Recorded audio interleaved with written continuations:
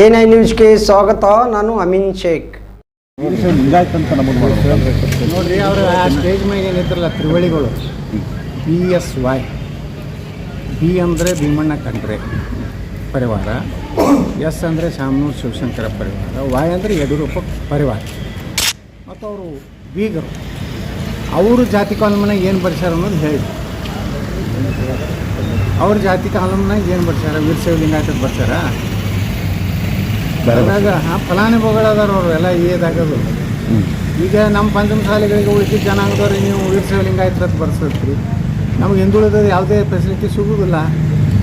ಅದಕ್ಕೆ ನಮ್ಮ ಕೂಡಲ ಸಂಗಮ ಶ್ರೀಗಳು ನಾವೆಲ್ಲ ಕೂಡಿ ನಿರ್ಣಯ ಮಾಡ್ತೀವಿ, ನಾವೇನು ಹಿಂದೂ ಪಂಚಮಸಾಲಿ ಬರ್ಸ್ಬೇಕು ಅಥವಾ ವೀರಶೈವ ಲಿಂಗಾಯತ ಬರ್ಸ್ಬೇಕು ಅನ್ನೋದು. ಇನ್ನು ಕೆಲವೇ ದಿವಸನಾಗ ಒಂದು ಸಭೆ ಕರೆದು ನಿರ್ಣಯ ಮಾಡಿ ನಮ್ಮ ಹಿಂದೂ ಪಂಚಮಸಾಲಿ ಹಿಂದೂ ಗಣಾನಿಗ ಹಿಂದೂ ಮನೆಗೆ ಅಂದ್ರೆ ನಮ್ಮ ಮೀಸಲಾತಿ ಸೌಲಭ್ಯ ಸಿಗ್ತಾವೆ.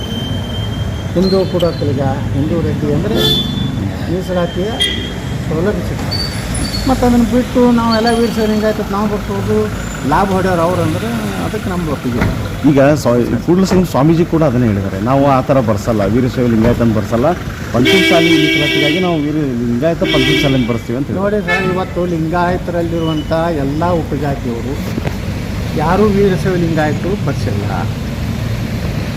ಹೀಗಾಗಿ ವೀರಶೈವ ಲಿಂಗಾಯತರ ಸಂಖ್ಯೆ ಕಡಿಮೆ ಆಗಿದೆ ಮೊನ್ನೆ ಜಾತಿ ಗಣತಿ ಒಳಗೆ. ಕಾರಣ ಏನಂದರೆ ಅವರಿಗೆ ನಾವು ಅವ್ರಿಗೆ ತಪ್ಪು ಅನ್ನೋದಿಲ್ಲ. ಆ ಸಮುದಾಯದ ಮಕ್ಕಳಿಗೆ ಇವತ್ತು ಶಿಕ್ಷಣದಲ್ಲಿ ನೌಕರಿಯಲ್ಲಿ ಅವರಿಗೆ ಸೌಲಭ್ಯ ಸಿಗ್ತದೆ. ಮತ್ತು ಉಳಿದ ಲಿಂಗಾಯತರು ಯಾಕೆ ಬರೀ ಲಿಂಗಾಯತರದ್ದು ಬರ್ಸ್ಬೇಕು ಅನ್ನೋದು ಇವತ್ತು ನಮ್ಮ ಮೂಲ ಪ್ರಶ್ನೆ. ಇದು ಸರಿಯಲ್ಲ ಅಂತೀರಿ ಅವ್ರು ಮಾಡೋದು? ನಾವು ಅದನ್ನು ಚರ್ಚೆ ಮಾಡ್ತೀವಿ. ನಾವು ಮೊದಲು ಈ ದೇಶದಲ್ಲಿ ಇರ್ತೀವಿ ಅಂದಮೇಲೆ ನಾವು ಹಿಂದೂಗಳೇ. ವೀರಶೈವ ಲಿಂಗಾಯತ ಪ್ರತ್ಯೇಕ ಮಾಡಿ ದೇಶದಲ್ಲಿ ಮತ್ತೊಂದು ಸಂಘರ್ಷಕ್ಕೆ ನಾವು ಅವಕಾಶ ಕೊಡ್ಲಿಕ್ಕೆ ನಾವು ತಯಾರಿಲ್ಲ. ವಿಶೇಷವಾಗಿ ನಾವೆಲ್ಲ ಚರ್ಚೆ ಮಾಡಿದ್ದೇನೆಂದರೆ, ನಮಗೆ ಸಮುದಾಯಕ್ಕೆ ವೀರಶೈವ ಲಿಂಗಾಯತದ ಬರ್ಸಿದ್ರೆ ನಮಗೆ ಫೆಸಿಲಿಟಿ ಸಿಗ್ತೈತೆ ಇಲ್ಲ. ಇವರು OBC ಬರ್ತಾರೆ ಇವರೆಲ್ಲ ವೇದಿಕೆ ಮೇಲೆ. ಮತ್ತು ಯಡಿಯೂರಪ್ಪನವ್ರು ಯಾಕೆ ಮಾಡಲಿಲ್ಲ ರೀ? 4 ಸಲ ನಮ್ಮ ಪೂಜ್ಯ ತಂದೆಯವರು ಮುಖ್ಯಮಂತ್ರಿ ಆಗಿದ್ದರು ಅಂತ ಹೇಳೋದು. ಪೂಜ್ಯ ತಂದೆಯವರ ಮಗನಾದ ಪೂಜ್ಯನೇ ತಾವು ಏಕೆ ವೀರಶೈವ ಲಿಂಗಾಯತರನ್ನ ಕೇಂದ್ರ ಸರ್ಕಾರಕ್ಕೆ ಹಿಂದುಳಿದ OBCಗೆ ಸೇರಿಸ್ಲಿಕ್ಕೆ ಕ್ಯಾಬಿನೆಟ್ ನಿರ್ಣಯ ಮಾಡಲಿಲ್ಲ?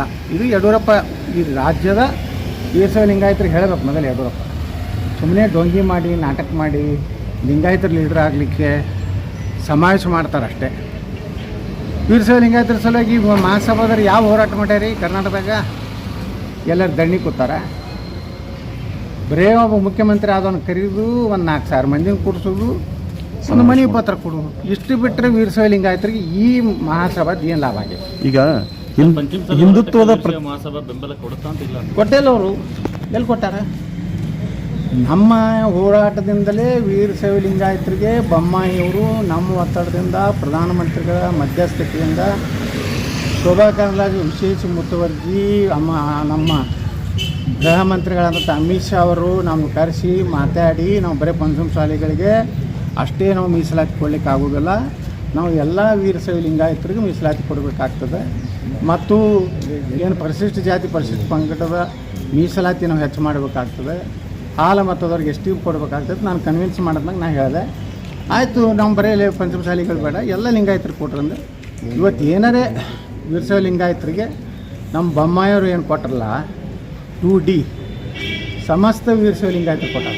ಎಲ್ಲ ಜಾತಿ ಅವರು ಉಪಜಾತಿ ಯಾವೇ ಬರಲಿ, ಅದ್ರ ಜೊತೆಗೆ ಮರಾಠರಿಗೆ ಕೊಟ್ಟರು, ಜೈನರಿಗೆ ಕೊಟ್ಟರು, ಕ್ರಿಶ್ಚಿಯನ್ರಿಗೆ ಕೊಟ್ಟರು. ಈ ರೀತಿ ನಮ್ಮ ಪಂಚಮಸಾಲಿ ಹೋರಾಟದಿಂದಲೇ ಇಷ್ಟೆಲ್ಲ ಜನಾಂಗ ಲಾಭ ಆಗಿದೆ.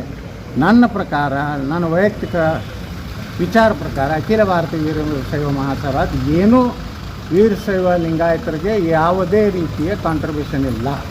ಅದು ಒಂದು ಕಾಂಗ್ರೆಸ್ಸಿನ ಒಂದು ಕಂಪನಿ. ಅಲ್ಲಿರೋರು ಭೀಮಣ್ಣ ಖಂಡ್ರೆ, ಶಾಮನೂರು ಅವರಿಬ್ಬರು ಈ ನಡ್ಬೇಕು ಬಂದಿದ್ದು ಯಡಿಯೂರಪ್ಪ ಸೇರೋದಕ್ಕೆ. ಯಡಿಯೂರಪ್ಪನೂ ಮೊದಲು ಅವ್ರು ತೊಗೊಂಡಿದ್ದಿಲ್ಲ. ಮುಖ್ಯಮಂತ್ರಿ ಆದಮ್ಯಾಗ ಪಾಪ ಅವ್ರ ಮಗಳನ್ನೇನೋ ಮಹಿಳಾ ವೀರಶೈವ ಅಧ್ಯಕ್ಷ ಮಾಡಿ ಒಳಗೆ ಹಾಕ್ಕೊಂಡು 3 ಕಂಪ್ನಿ ಅವರು 3 ಲಿಂಗಾಯತರ ಲೀಡರ್ ಅಂತ ಹೇಳಿ ತೋರ್ಸ್ಲಕ್ಕೆ ಮಾಡಿದ್ದು. ಅದು ಅವರೇನೋ ಲಿಂಗಾಯತರು ಉದ್ಧಾರ ಮಾಡ್ಲಿಕ್ಕೆ ಮಾಡಿದ್ದು. ಆ ಲಿಂಗಾಯತನೂ ಶಬ್ದನೂ ಇಲ್ಲ ಅಲ್ಲಿ. ನೀವು ಹೋಗಿ ನೋಡ್ರಿ, ಅಲ್ಲಿ ಅಖಿಲ ಭಾರತೀಯ ವೀರಶೈವ ಮಹಾಸಭಾ ಐತಿ, ಅದು ಬಯಲಾದಾಗ ಅಮೆಂಡ್ಮೆಂಟು ಆಗ್ಯಾರ. ಈಗ ಲಿಂಗಾಯತದ ಅನಿವಾರ್ಯ ಐತಂತ ಲಿಂಗಾಯತರು ಬಡ್ದಾಗತ್ತೆ. ಎಲ್ಲಿವರೆಗೆ ಮೀಸಲಾತಿ ನಮಗೆ ಉಪಜಾತಿ ಆಧಾರದ ಮೇಲೆ ಸಿಗ್ತದೆ ನಾವು ಮೀಸಲಾತಿ ಅದಕ್ಕೆ ನಾವು ಹೇಳೋದು. ನಾಳೆ ನಾವು ಒಂದು ವೇಳೆ ಹಿಂದೂ ಪಂಚಮಸಾಲಿ ಬರ್ಸಿದ್ರೆ ನಮ್ಗೆ ಸಿಗ್ತದೆ ಅಂದ್ರೆ ನಾವು ನಮ್ಮ ಸಮಾಜಕ್ಕೂ ಕರೆ ಕೊಡ್ತೀವಿ. ಇನ್ಮ್ಯಾಗ ಹಿಂದೂ ಪಂಚಮಸಾಲಿ ಬರೀರಿ, ಹಿಂದೂ ಕೂಡಕಲಿಗೆ ಯಾರು ಬರೀರಿ, ಹಿಂದೂ ರೆಡ್ಡಿ ಬರೀ, ಎಲ್ಲರೂ ಹಿಂದೂ ಗಾಣಿಗೆ ಬರೀತಾರೆ. ಈಗ ಅವ್ರು 2A ಸಿಕ್ಕಿದೆ. ಅಲ್ಲೇ ಲಿಂಗಾಯತರ ಬರ್ತಾರೆ ಅಂತ ಯಾರು ಬರೀದಿಲ್ಲ ಅವರು ಯಾರು.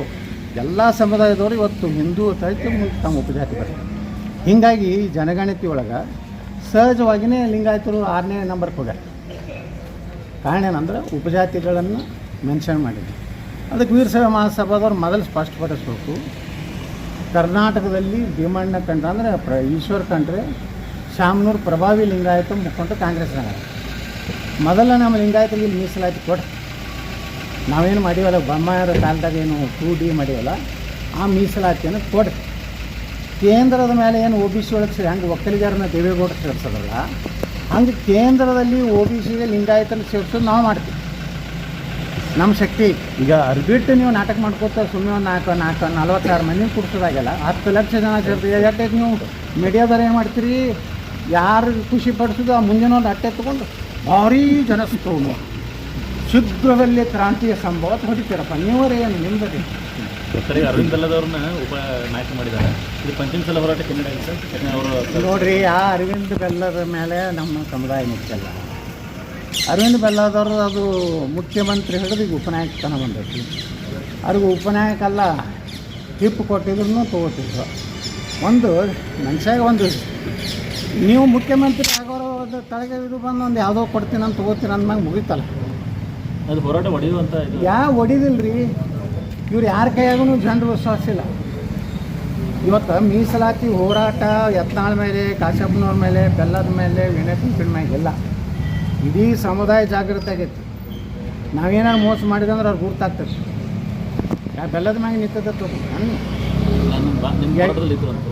ಇದ್ರು ಮುಂದೆ ಬರ್ತಾರಿಲ್ಲ ನೋಡಕತ್ರಿ. ಬರಲಿಲ್ಲ ಅಂದ್ರೆ ಅವ್ರ ಹಣೆ ಬರ. ಇದು ಸಮಾಜಾಂತರ ಮಾಡಿ ಇಲ್ಲಿ ಮರಾಠರು ಮಾಡ್ಲಕತ್ತಾರೆ ಮಹಾರಾಷ್ಟ್ರದಲ್ಲಿ. ಅಲ್ಲಿ ಯಾರೂ ಲೀಡ್ರ್ ಇಲ್ಲ, ಜನನೇ ಲೀಡ್ರು. ಸ್ಟೇಜ್ ಮ್ಯಾಗ ಯಾವ MLA MP ಮುಖ್ಯಮಂತ್ರಿನೂ ಕರೀದಿಲ್ಲ ಅವರು. ನೋಡ್ರಿಲ್ಲ ಅಲ್ಲ ಹೆಂಗೆ ನಡೆದದು ಮರಾಠ ಸಮಾಜ ಹೋರಾಟ. ಹಂಗೆ ಇನ್ನು ಕರ್ನಾಟಕದಾಗ ಮೊನ್ನೆ ನಾನು ಕರೆ ಕೊಟ್ಟಿನಿ. ಇನ್ನು ಸ್ಟೇಜ್ ಮ್ಯಾಗ ಯಾವ ಲೀಡ್ರನ್ನೂ ಕರಿಬೇಡತ್ತೆ. ಸಾಮಾನ್ಯ ಜನರನ್ನು ಸ್ಟೇಜ್ ಮ್ಯಾಗ ಕೊಟ್ಟಿಸ್ರಿ. ಯಾವ MLA MP ಮಂತ್ರಿ ಯಾರು ಬಂದ್ರೆ ತಳ್ಕೊಂಡ್ರು ಸರಿ. ಇಲ್ಕಂದ್ರೆ ಅಲ್ಲಿ ಹೆಂಗೆ ಮಹಾರಾಷ್ಟ್ರದಾಗ ಹೋಗಿ ಮನ್ಯಾಗ ಹೋಗಿ ಕೊಡೋದಾರ ಹಂಗೆ ಆಗ್ತೈತೆ.